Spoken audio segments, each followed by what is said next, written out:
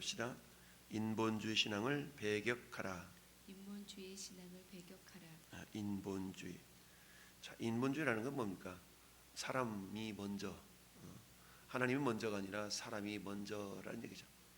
결국 우리는 어떤 상황 속에서 하나님을 먼저, 너희는 먼저 그의 나라와 그의 의를 구하라 라는 마태복음 6장 33절의 말씀처럼, 또는 먹든지 마시든지 무엇을 하든지 하나님의 영광을 위하여 하신 말씀처럼 어떤 상황 속에서 하나님을 먼저 높여드려야 되는데, 인본주의라는 것은 하나님보다 내가 먼저죠.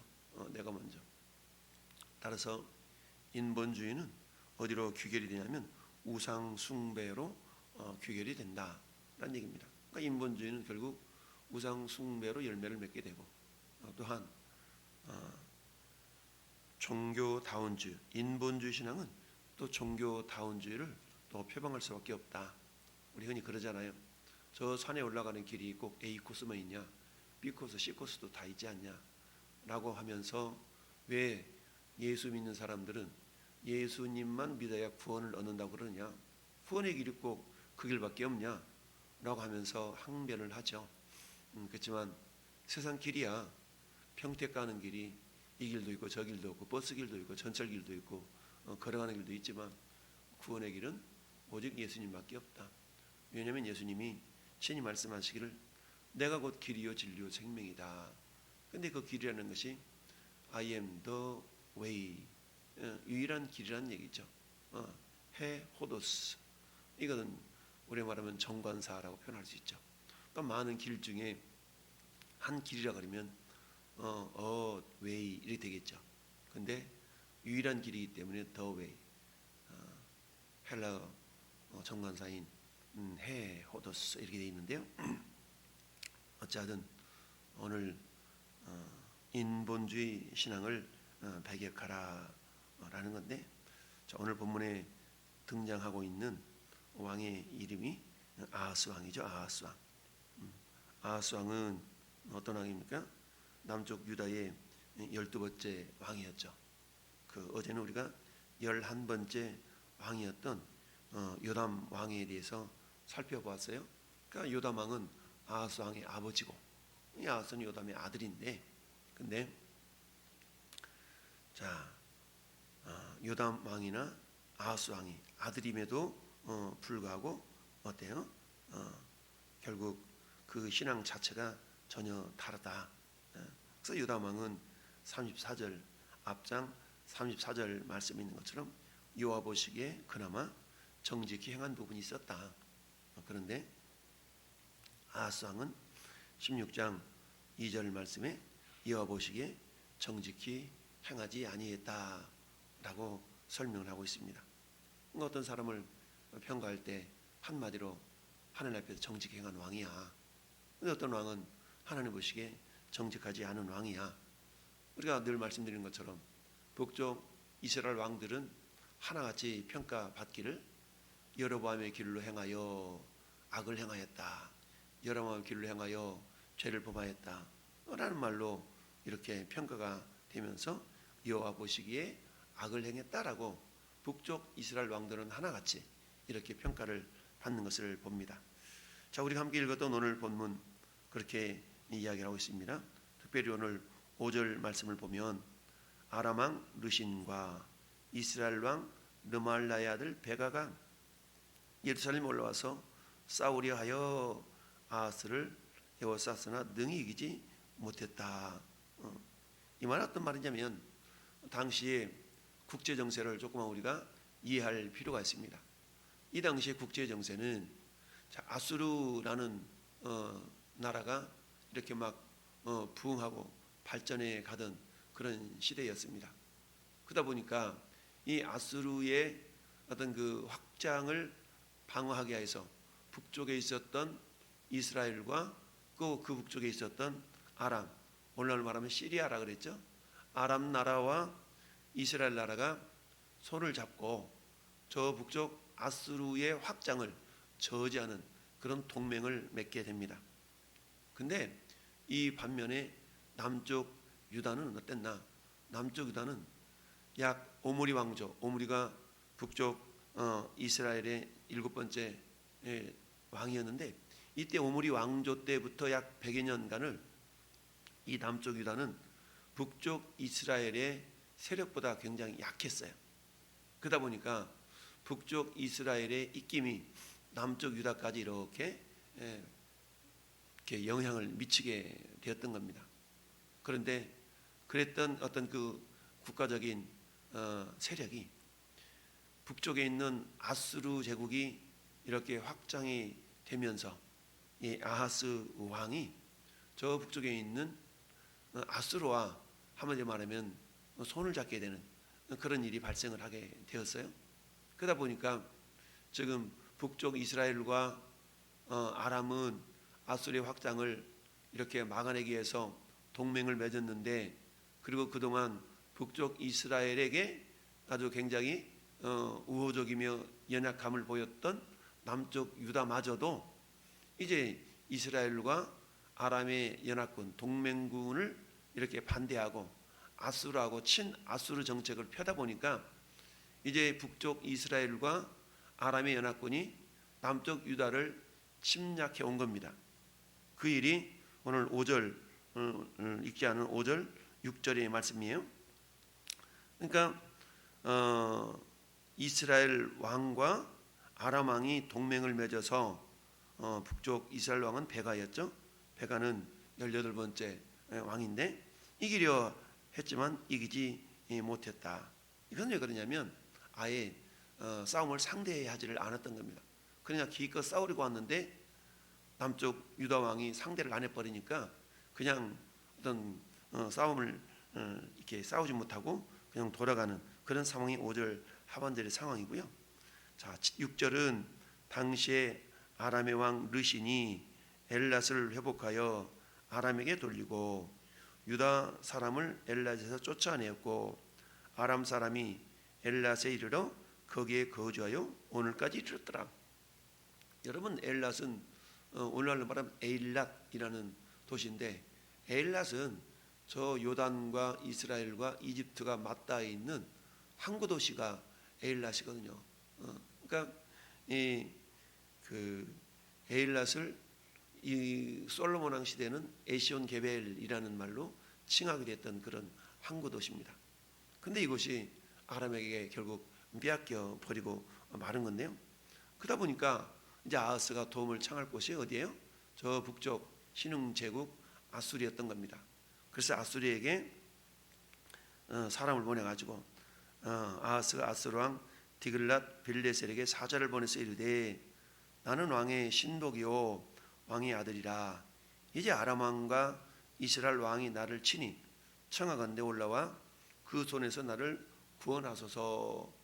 이렇게 도움을 요청합니다. 이 자체가 잘못된 거죠.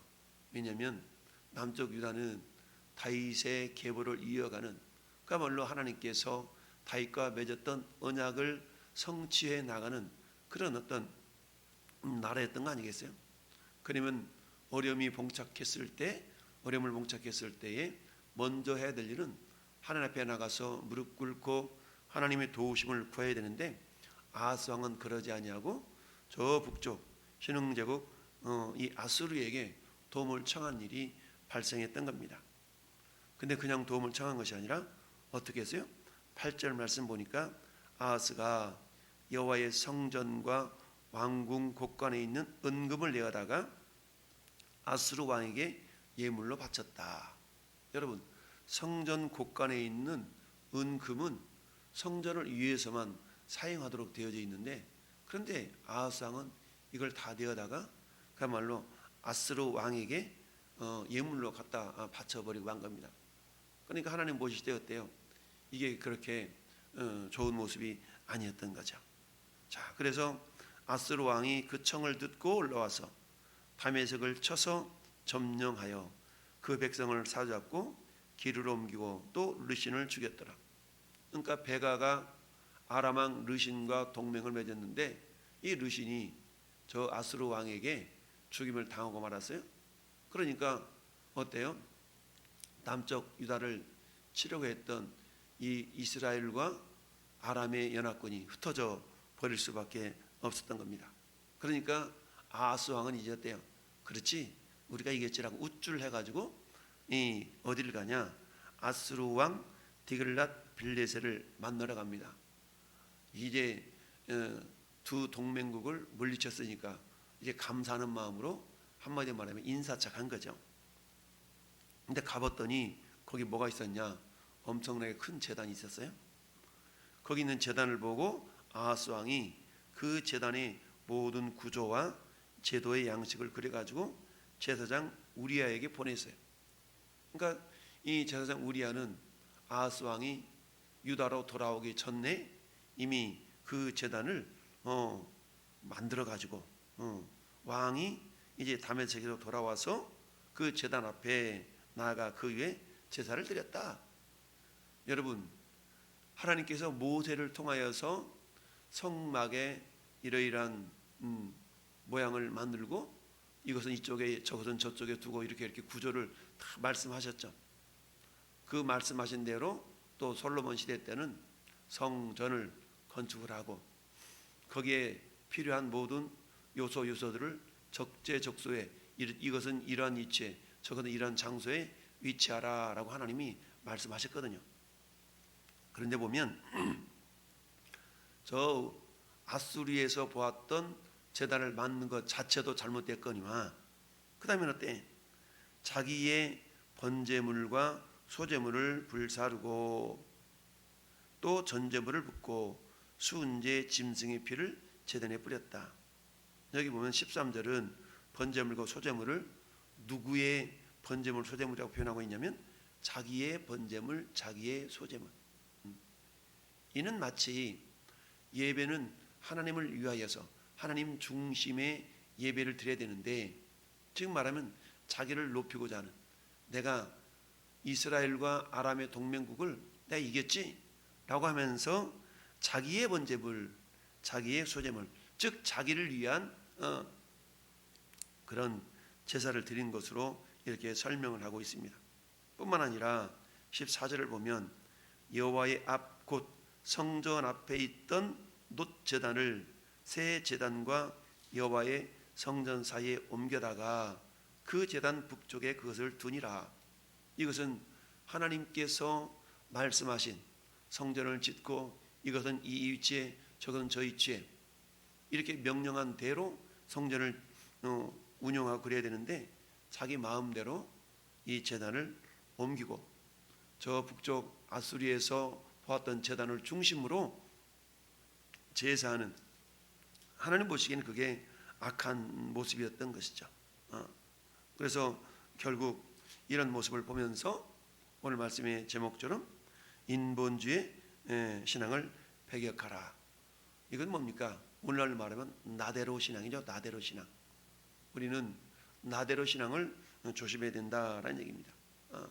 여러분, 모세는 하나님께서 시내산에서 말씀하셨던 성막 구조 그리고 성막 안에 들어갈 여러 가지 기명들을 만들면서 출애굽기를 보면은 여호와께서 말씀하신 대로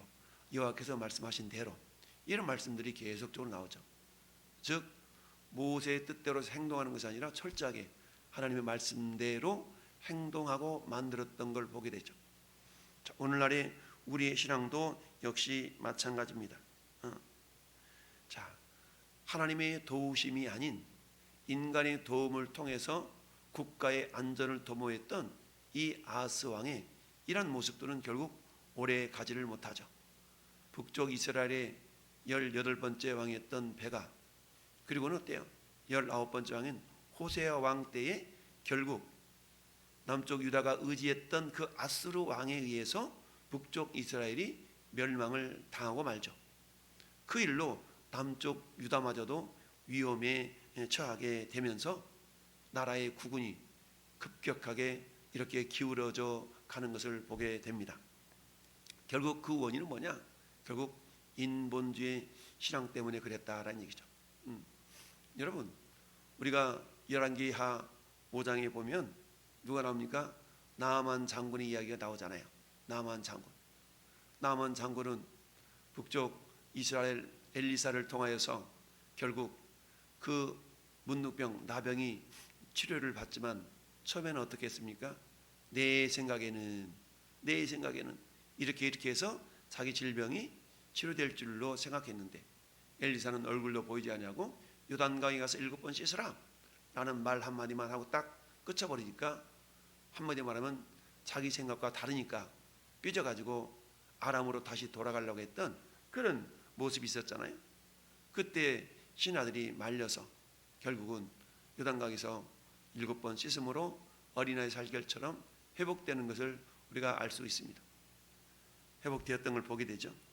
이런 것처럼 내 생각에는, 즉 신앙의 모든 삶의 어떤 주관 자체가 자기중심적인 내 생각에는 이처럼 인간 중심의 생각으로 흘러가다 보면 그 결과는 우상숭배의 우상숭배로 귀결이 될 수가 있고, 또 종교다원주의, 즉 꼭 20만 믿어야 되냐, 저 신도 믿고 근데 성경은 오직 하나님만 섬기고 사랑하라 라고 말씀하고 있죠. 오늘 우리의 삶 자체도 마찬가지입니다. 영적인 원리는 크게 다를 바가 없죠. 우리 삶에 영향을 미치는 많은 요소들이 있지만 우리는 먼저 그의 나라와 그의 의를 구할 수 있는 믿음의 모습들이 우리 가운데 있어야 된다라는 얘기입니다. 이 아하스 왕이 성전 제단의 위치를 옮기는 것은 하나님 보실 때는 하나님의 권위에 도전하는 모습으로 하나님께서 받아들였던 것입니다.